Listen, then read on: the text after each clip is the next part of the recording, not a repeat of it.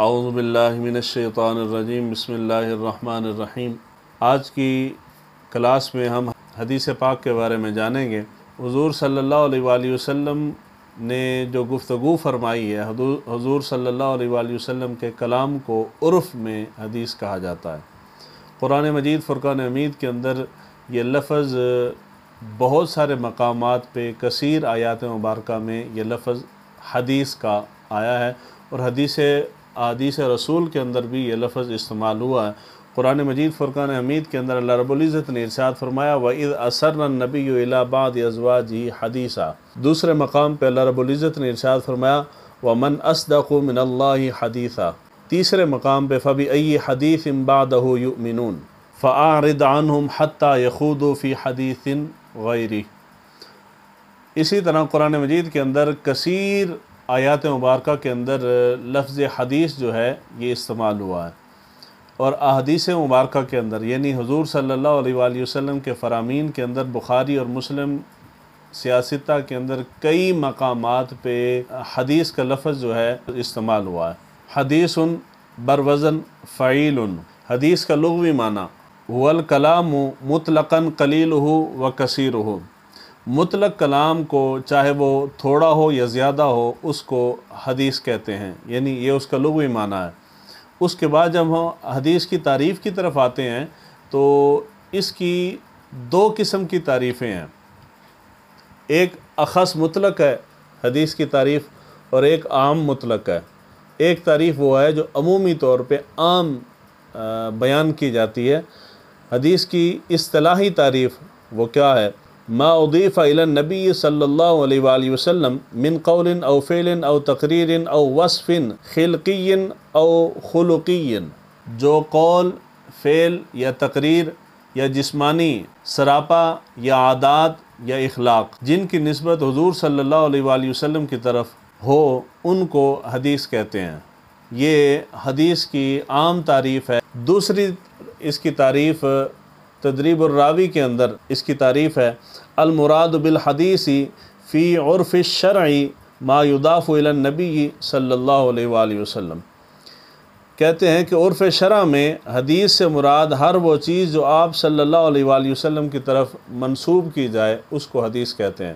یعنی ہر وہ چیز سے مراد یہ ہے کہ اگر قول منسوب کیا جا رہا ہے تو وہ بھی حدیث ہے، فعل منسوب کیا جا رہا ہے تو وہ بھی حدیث ہے، تقریر منسوب کی جا رہی ہے تو وہ بھی حدیث ہے، حضور صلی اللہ علیہ وآلہ وسلم کے جسمانی اوصاف بیان کیے جا رہے ہیں، خصائص بیان کیے جا رہے ہیں، اخلاق بیان کیا جا رہا ہے، تو ان ساری چیزوں کے اوپر حدیث کا اطلاق ہوتا ہے۔ اس کے بعد اس تعریف کے اندر المراد بالحدیث فی عرف الشرع ما یضاف، یہ لفظ ما جو آیا ہے ما عام ہے۔ اس ما سے مراد اس ما میں حضور صلی اللہ علیہ وآلہ وسلم کی طرف منسوب اقوال، افعال اور تقریر، یا آپ کی ہر وہ ادا جو حضور صلی اللہ علیہ وآلہ وسلم کی بعثت مبارکہ کے بعد آپ سے ظاہر ہوئی، ما میں وہ ساری چیزیں شامل ہیں۔ حدیث کی عام مطلق تعریف اس کے لیے کہتے ہیں کہ جی ما اضیف الی النبی صلی اللہ علیہ وآلہ وسلم او الصحابی او التابعی من قول او فعل او تقریر۔ پہلی تعریف جو ہم نے بیان کی اس کے اندر حضور صلی اللہ علیہ وآلہ وسلم کے قول، فعل، تقریر کو حدیث کہا گیا تھا۔ دوسری تعریف جس کو ہم عام مطلق کہہ رہے ہیں اس کے اندر حضور صلی اللہ علیہ وآلہ وسلم کا قول، فعل بھی، صحابی کا قول، فعل، تقریر بھی، اور تابعی کے قول، فعل اور تقریر کو بھی حدیث کا درجہ دیا گیا ہے، یعنی اس کو بھی حدیث کہا جاتا ہے۔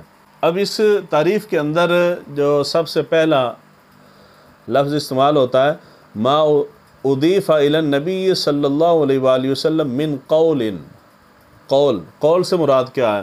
احادیث کے اندر 90% حضور صلی اللہ علیہ وآلہ وسلم کے اقوال ہیں۔ احکام کے اندر 90% اقوال ہیں، یعنی ان کا تعلق اقوال کے ساتھ ہے، افعال کے ساتھ نہیں ہے۔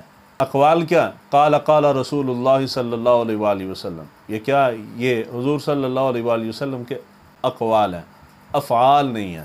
افعال کیوں نہیں ہیں؟ اصول فقہ کے اندر ہمیں پڑھایا جاتا ہے، فقہا کہتے ہیں کہ تشریعات یعنی احکام شریعہ کا زیادہ مدار جو ہے وہ حضور صلی اللہ علیہ وآلہ وسلم کے اقوال پہ ہے، افعال پہ نہیں ہے۔ کیوں؟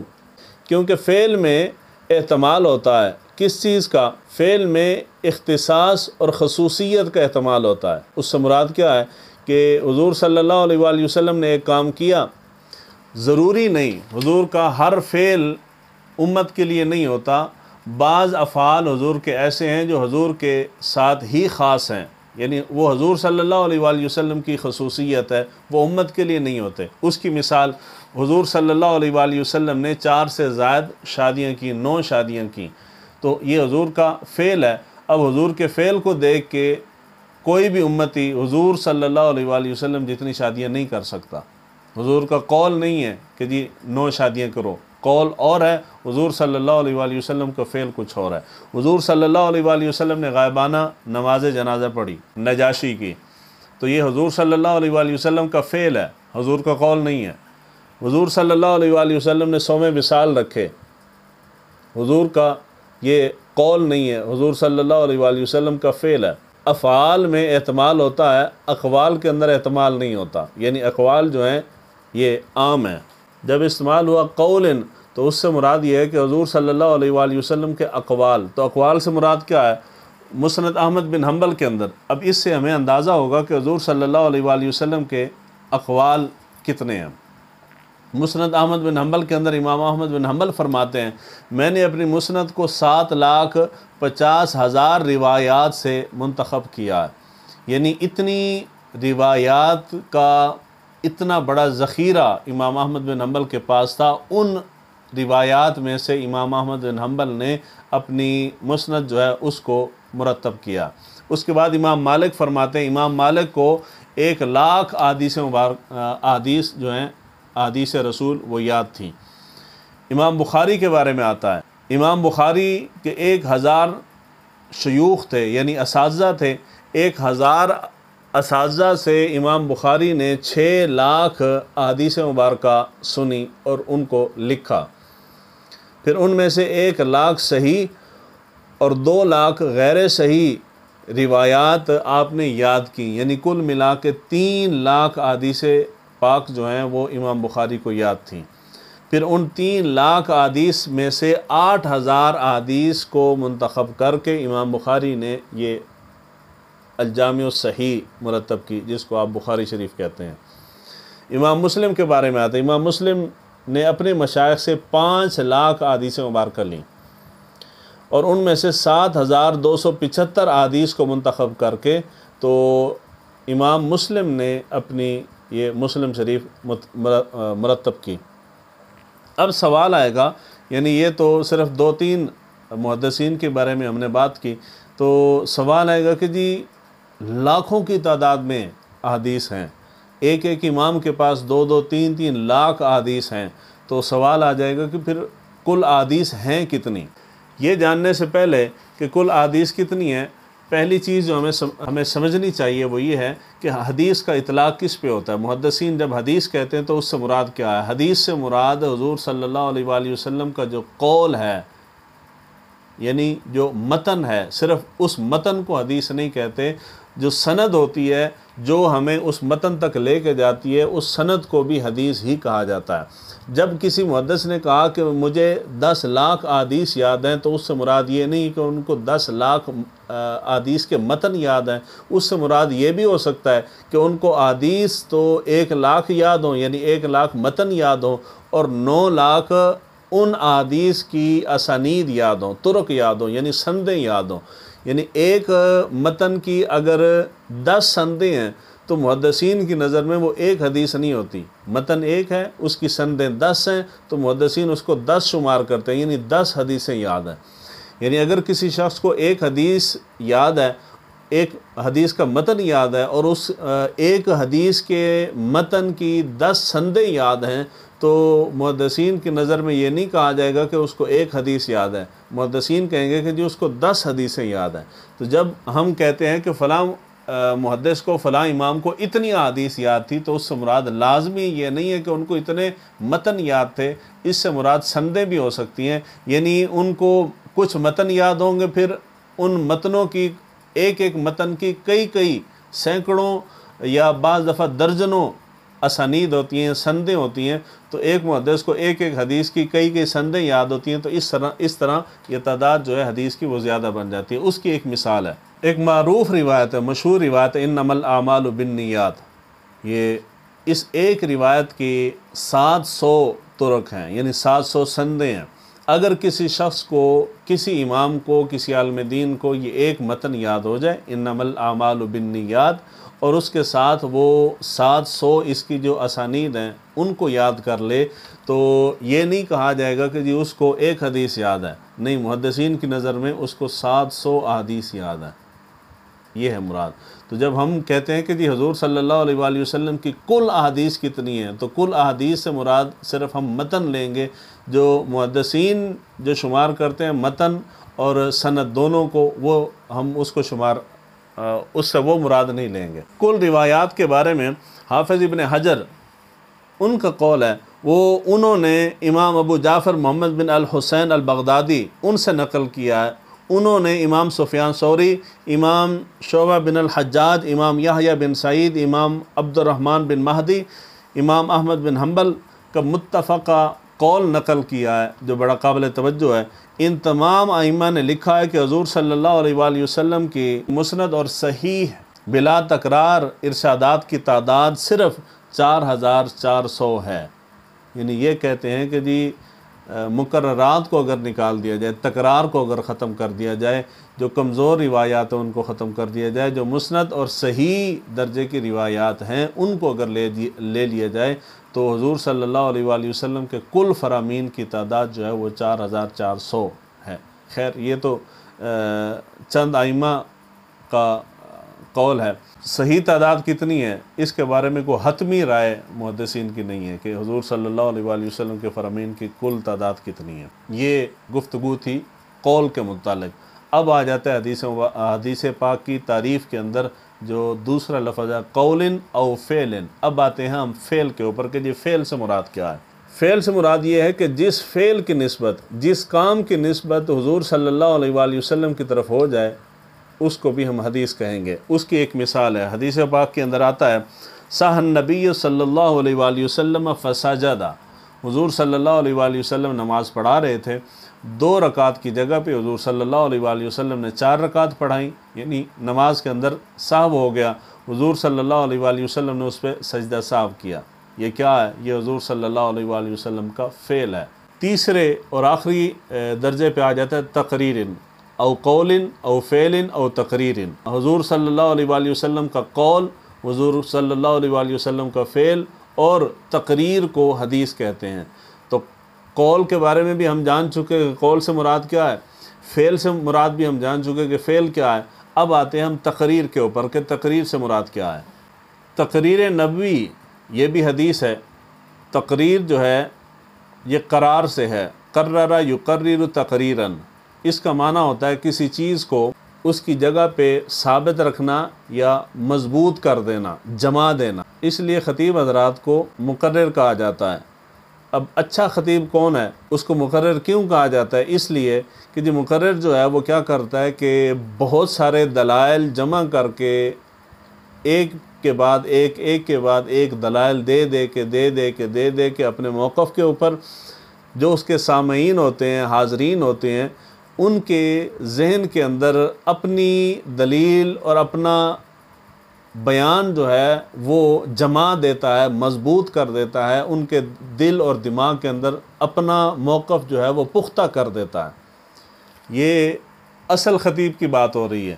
رہ گئے ہمارے زمانے کے خطیب، تو ہمارے زمانے کی خطیب اور ہمارے زمانے کی محفل کا حال یہ ہے، عشاء کی نماز سے لے کے صبح کی نماز تک محفل چلتی ہے، ساری رات ایک بندہ محفل کے اندر بیٹھا رہا ہے۔ صبح کو اگر آپ اس بندے کو پکڑ کے پوچھیں کہ جی رات کو محفل کیسے گزری ہے، تو وہ آپ کو بہت تعریف کرے گا کہ جی ماشاءاللہ سبحان اللہ، نعت خواں بہت اچھا تھا، خطیب بہت اچھا تھا، نقیب بہت اچھا تھا، قاری قرآن بہت اچھا تھا، خطاب بہت اچھا ہوا، 100 تعریفیں اس کی ہوں گی۔ اور آپ اگلا سوال کر دیں کہ جی وہ جو خطیب صاحب تشریف لائے تھے جس کے بارے میں آپ کا بیان ہے کہ جی بہت اچھے تھے، انہوں نے کیا کہا ہے، کچھ بتاؤ، تو اس کا جواب کچھ بھی نہیں۔ اس کو معلوم ہی نہیں کہ خطیب ساری رات کیا ہمیں سناتا رہا ہے، کیوں؟ اس لیے کہ خطیب صاحب ساری رات بکواسات کے علاوہ اور لفاظی کے علاوہ، شعر و شاعری کے علاوہ اس نے کچھ سنایا ہی نہیں ہے، تو ایسے بندے کو حقیقت میں مقرر نہیں کہتے۔ تقریر نبوی سے مراد کیا ہے؟ حضور صلی اللہ علیہ وآلہ وسلم کے سامنے کوئی کام ہوا، ایک بندے نے یا کچھ لوگوں نے مل کے کوئی کام کیا، کوئی فعل کیا، کوئی حرکت کی، حضور صلی اللہ علیہ وآلہ وسلم نے اس کو دیکھا، دیکھنے کے باوجود حضور نے اس کو منع نہیں کیا، اس سے روکا نہیں، نکیر نہیں فرمائی، تو یہ تقریر ہے۔ یعنی ایسے کام کو، ایسے فعل کو تقریر کہتے ہیں، اور یہ بھی حدیث ہے۔ اس کی چند مثالیں ہیں۔ سب سے پہلے گوہ کی مثال ہے۔ گو یہ حشرات الارض میں سے ہے، زمین کے اندر رہتی ہے، شاید آپ نے دیکھی ہو، یہ خاکی کلر کی ہوتی ہے، چھپکلی ٹائپ کی ہوتی ہے، بڑی چھپکلی کے سائز سے بڑی ہوتی ہے۔ حضور صلی اللہ علیہ وآلہ وسلم کہیں تشریف لے کے جا رہے تھے، حضور صلی اللہ علیہ وآلہ وسلم کے دسترخوان کے اوپر گوہ کا گوشت آیا، یعنی اس کو بھون کے، اس کا سالن وغیرہ بنا کے دسترخوان پہ، حضور کے دسترخوان پہ گوہ لائے گی۔ حضور صلی اللہ علیہ وآلہ وسلم نے اس کو تناول نہیں فرمایا۔ حضور نے فرمایا کہ میں اس کو کھاتا بھی نہیں ہوں اور اس کو حرام بھی قرار نہیں دیتا، یعنی میں اس کو پسند بھی نہیں کرتا، میں کھاتا بھی نہیں ہوں اور اس سے تمہیں منع بھی نہیں کرتا۔ اور لوگوں نے کھائی، صحابہ نے کھائی، حضرت خالد بن ولید کے بارے میں بھی ہے کہ آپ نے کھائی، لیکن حضور صلی اللہ علیہ وآلہ وسلم نے اس کو تناول نہیں فرمایا۔ تو یہ کیا ہے؟ یہ تقریر ہے۔ حضور صلی اللہ علیہ وآلہ وسلم کے سامنے ایک کام تو ہوا ہے، حضور نے نہیں کیا، حضور نے اس کی نکیر بھی نہیں فرمائی، منع بھی نہیں کیا۔ حضور صلی اللہ علیہ وآلہ وسلم نے منع نہیں کیا تو یہ تقریر ہو گئی۔ تقریر کیا ہے؟ تقریر کو بھی حدیث کہتے ہیں۔ اب یہ جو گو کا مسئلہ آ گیا، تو گو کے مسئلے میں اسی وجہ سے شافعی حضرات جو ہیں وہ اس کو حلال کہتے ہیں۔ شوافع کا موقف یہ ہے، وہ کہتے ہیں کہ اگر یہ حرام ہوتی تو حضور صلی اللہ علیہ وآلہ وسلم کی تقریر اس کو حاصل نہ ہوتی۔ احناف کے نزدیک گو جو ہے یہ حلال نہیں، یہ حرام ہے۔ اس کے اوپر امام ترمذی نے غالباً بڑی طویل بحث کی ہے گو کے مسئلے کے اوپر۔ دوسری مثال تقریر کی، درس نظامی کے اندر کتاب پڑھائی جاتی ہے شرح النخبہ، اس کے اندر ہے کنّا نازل والقرآن ینزل، کہتے ہیں کہ ہم ازل کر رہے تھے اور قرآن نازل ہو رہا تھا۔ مراد کیا ہے کہ حضور صلی اللہ علیہ وآلہ وسلم کے زمانہ مبارک کے اندر ازل ہوتا تھا، صحابہ ازل کرتے تھے۔ اگر ازل کرنا جائز نہ ہوتا تو کہہ یہ رہے ہیں کہ حضور صلی اللہ علیہ وآلہ وسلم اس سے منع فرما دیتے، یا اس وقت قرآن نازل ہو رہا تھا، یعنی قرآن مجید کے نازل ہونے کے زمانے کے اندر یہ ازل صحابہ کرتے رہے ہیں۔ اگر یہ ناجائز ہوتا تو قرآن کی کوئی آیت آ جاتی، اللہ کا فرمان آ جاتا، اللہ تعالیٰ اس سے منع کر دیتا، تو اللہ تعالیٰ نے منع نہیں کیا، حضور صلی اللہ علیہ وآلہ وسلم کے زمانہ مبارک میں حیات ظاہری میں یہ کام ہوتا رہا ہے، حضور نے بھی منع نہیں کیا، تو یہ کیا ہو گیا؟ یہ تقریر ہو گئی۔ دوسری مثال حدیث پاک کے اندر آتا ہے، صحابی کہتے ہیں کانت یدی فی یدیہ، صحابی کہتے ہیں میں نے حضور صلی اللہ علیہ وآلہ وسلم سے مصافحہ کیا، یعنی ہاتھ ملائے۔ صحابی کہتے ہیں کہ جی میرا ہاتھ حضور صلی اللہ علیہ وآلہ وسلم کے دونوں ہاتھوں کے درمیان تھا۔ اس سے پاکستان کے اندر ایک طبقہ ہے، انہوں نے اس سے یہ مسئلہ اخذ کیا ہے کہ جی ایک ہاتھ سے سلام کرنا جو ہے یہ جائز ہے۔ کیوں؟ اس لیے کہ حضور صلی اللہ علیہ وآلہ وسلم کے سامنے یہ کام ہوا ہے، حضور نے یعنی اس صحابی نے حضور سے ایک ہاتھ سے سلام کیا ہے، مصافحہ کیا ہے۔ اگر یہ جائز نہ ہوتا تو حضور صلی اللہ علیہ وآلہ وسلم اس سے منع فرما دیتے۔ جبکہ مسئلہ یہ ہے کہ کوئی بھی شخص، جب دو لوگ آپس میں ملتے ہیں، دونوں ہاتھوں سے اگر سلام کیا جائے تو ہر شخص کا ایک ہاتھ دوسرے کے دونوں ہاتھوں کے درمیان ہوتا ہے۔ تو صحابی جب کہہ رہے ہیں کہ میرا ہاتھ حضور صلی اللہ علیہ وآلہ وسلم کے دونوں ہاتھوں کے درمیان تھا، تو اس سے لازم یہ نہیں کہ وہ ایک ہی ہاتھ سے حضور صلی اللہ علیہ وآلہ وسلم سے مصافحہ کر رہے تھے۔ اگر بالفرض یہ مان بھی لیا جائے کہ انہوں نے ایک ہاتھ سے مصافحہ کیا، تو ہمارا موقف یہ ہے کہ تم نے صحابی کے قول کو لیا، صحابی کے عمل کو لیا، ہم نے صحابی کے عمل کو نہیں، ہم نے حضور صلی اللہ علیہ وآلہ وسلم کے عمل کو لیا۔ کہ وہ صحابی جو کہہ رہے ہیں کہ میرا ہاتھ حضور کے دونوں ہاتھوں کے درمیان تھا، اس سے یہ تو ثابت ہو گیا بقول تمہارے کہ صحابی نے ایک ہاتھ سے سلام کیا، مصافحہ کیا، لیکن حضور صلی اللہ علیہ وآلہ وسلم کے تو دونوں ہاتھ تھے، تو اس لیے ہم کہتے ہیں کہ جو مصافحہ ہے یہ ہمیشہ دونوں ہاتھوں سے کرنا چاہیے، ایک ہاتھ سے نہیں کرنا چاہیے۔ تو یہ کیا، یہ بھی تقریر ہے۔ اس کے بعد آ جاتے ہیں حدیث کی اقسام۔ حدیث کی بنیادی طور پہ 3 اقسام ہیں۔ حضور صلی اللہ علیہ وآلہ وسلم کے قول، فعل اور تقریر کو حدیث کہتے ہیں۔ کون سی حدیث کہتے ہیں؟ حدیث مرفوع کہتے ہیں۔ یعنی حضور کا قول ہوگا، حضور کا فعل ہوگا، حضور صلی اللہ علیہ وآلہ وسلم کی تقریر ہوگی تو وہ حدیث مرفوع ہے۔ اب اس کی مثال دیتا ہوں۔ بعض مسائل کے اندر، شریعت کے اندر، فقہی مسائل کے اندر بہت سارے ہمارے پیچیدہ مسائل ایسے ہیں جن کے متعلق احادیث تو ہیں مگر مرفوع حدیث نہیں ہے۔ اس کی ایک چھوٹی سی مثال دیتا ہوں، آپ کو سمجھنے میں آسانی ہوگی۔ ہمارے ہاں پاکستان کے اندر یہ کچھ عرصے سے یہ بڑا مسئلہ شدت اختیار کر گیا رفع الیدین کا۔ رفع الیدین کے اوپر جو طبقات زیادہ زور دیتے ہیں وہ ببانگ دول اس بات کا اعلان کرتے ہیں مجموع میں، جلسہ عام کے اندر، لوگوں کے اندر بیٹھ کے کہ اس کے اوپر اتنی احادیث ہیں۔ کوئی کہتا ہے جی 100 حدیثیں ہیں، کوئی کہتا ہے جی میں 800 حدیثیں دکھاتا ہوں، میں اتنی 1000 حدیثیں دکھاتا ہوں۔ حدیث ہونا ایک الگ چیز ہے۔ صحابی کے قول، فعل، تقریر کو بھی حدیث کہتے ہیں، تابعی کے قول، فعل اور تقریر کو بھی حدیث کہتے ہیں، حضور صلی اللہ علیہ وآلہ وسلم کے قول، فعل اور تقریر کو بھی حدیث کہتے ہیں۔ جب مجمع عام میں کہیں گے تو عرف کے اندر عمومی طور پہ لوگ حدیث سے مراد حضور صلی اللہ علیہ وآلہ وسلم کا فرمان سمجھتے ہیں۔ حضور صلی اللہ علیہ وآلہ وسلم کا قول ہوگا، حضور کا فعل ہوگا، حضور صلی اللہ علیہ وآلہ وسلم کی تقریر ہوگی تو اس کو حدیث کہیں گے۔ حدیث کون سی؟ حدیث مرفوع۔ تو جب کوئی بندہ کہے کہ جی رفع الیدین کے اوپر میں آپ کو اتنی 100 حدیثیں دکھاتا ہوں یا اتنی درجنوں حدیثیں دکھاتا ہوں، تو آپ اس سے کہیں کہ جی درجنوں نہ دکھا، صرف ایک مرفوع حدیث دکھا دے، صرف ایک، چاہے وہ ضعیف ہی ہو۔ حالانکہ مسئلہ کیا ہے کہ اس کے اوپر احادیث تو ہیں، صحیح احادیث بھی ہیں، مگر حضور صلی اللہ علیہ وآلہ وسلم کی کوئی بھی مرفوع حدیث اس کے اوپر موجود نہیں ہے۔ تو حدیث ہونا یہ الگ مسئلہ ہے، مرفوع حدیث کا ہونا یہ ایک الگ مسئلہ ہے۔ اس کے بعد دوسرے نمبر پہ آ گیا صحابی کا قول ہے، صحابی کا فعل ہے یا صحابی کی تقریر ہے، اس کو بھی حدیث کہتے ہیں۔ وہ حدیث کون سی ہے؟ اس کو حدیث موقوف کہتے ہیں۔ تیسرے نمبر پہ آ گیا تابعی۔ تابعی کا قول ہے، تابعی کا فعل ہے یا تابعی کی تقریر ہے، اس کو بھی حدیث کہتے ہیں۔ وہ کون سی حدیث ہے؟ وہ مقطوع ہے۔ یعنی مرفوع، موقوف اور مقطوع۔ مرفوع حضور صلی اللہ علیہ وآلہ وسلم کا قول، فعل اور تقریر مرفوع ہو گئی، صحابی کا قول، فعل اور تقریر موقوف ہو گئی، تابعی کا قول، فعل اور تقریر مقطوع ہو گئی۔ یہ حدیث مبارکہ کی ابتدائی 3 اقسام ہیں۔